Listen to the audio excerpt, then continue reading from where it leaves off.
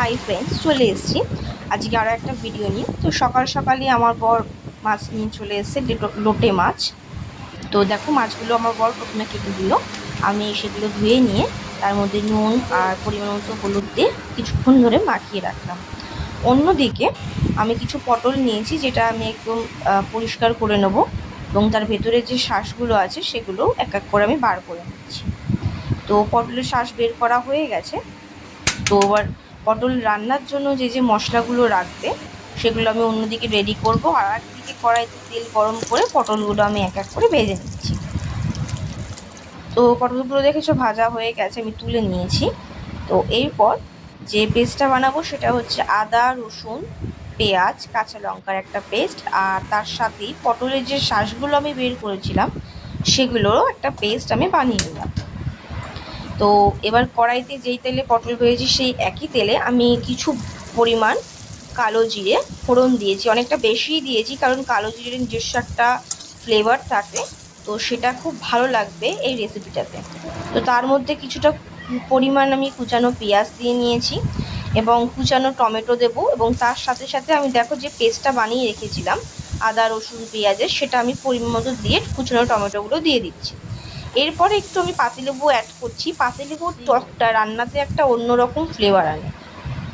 তো দেখো, সেটা দেওয়ার পরে আমি কিছু পরিমাণ গুঁড়ো মশলা যেমন জিরে গুঁড়ো, ধনে গুঁড়ো, নুন, হলুদ, পরিমাণ মতো চিনি দিয়ে এবং তার সাথে যে পটলের শাঁসের পেস্টটা আমি বানিয়েছিলাম সেটা আমি দিয়ে নেড়ে নিয়েছি, এবং কষে আসার পর আমি জল দিয়েছিলাম। জল দিয়ে ফোটানো হয়েছিল মশলাটা ফুটিয়ে আসার পর যখন জলটা একদম শুকিয়ে গেছে, আমি লোটে মাছগুলো যেটা নুন হলুদ মাখে রেখেছিলাম সেটা আমি দিয়ে দিচ্ছি। এরপর ভালো করে লোটে মাছগুলো একদম ওই মশলার সাথে আমি ঘেটে নিয়েছি, এবং তারপর নামানোর আগে আমি কিছু পরিমাণ ছাতু দিয়েছি যাতে পুরটা একদম টাইট হয়ে যায়। তোমরা দেখে বুঝতেই পারছো আমি আজকে কী রেসিপি বানাচ্ছি। হ্যাঁ ঠিক, আমি পটলের দোরমাই করছি, কিন্তু সেটা চিংড়ি মাছের পুর দিয়ে নয়, লোটে মাছের পুর দিয়ে। তো তোমরাও কিন্তু বাড়িতে এইভাবে একদিন ট্রাই করো আর আমাকে জানাও তোমাদের আমার এই রেসিপিটা কেমন লাগলো। এটা আমি নিজের মতো করেই ট্রাই করেছি, তোমরাও ট্রাই করো।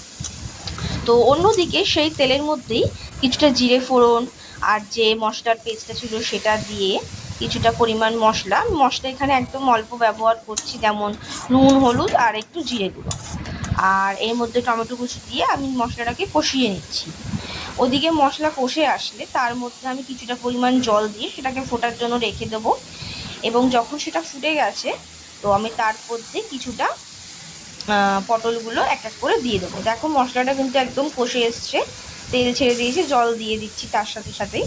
এবং এরপর যখন জলটা ফুটে আসবে আমি এর মধ্যে এক এক করে পটলগুলো দিয়ে নিচ্ছি, এবং কিছুটা ধনেপাতা কুচিও আমি অ্যাড করেছিলাম। তো দেখো পটলগুলো আমি আগে তুলে নিয়েছি, এবং যখন ঝোলটা একদম রেডি হয়ে এসছে আমি সেটাকে কিন্তু নামিয়ে নিলাম। তোমরা কিন্তু এভাবে বাড়িতে অবশ্যই ট্রাই করো, আর ট্রাই করে আমাকে জানিও তোমাদের কেমন লাগলো, এবং ফলো করতে কিন্তু ভুলো না।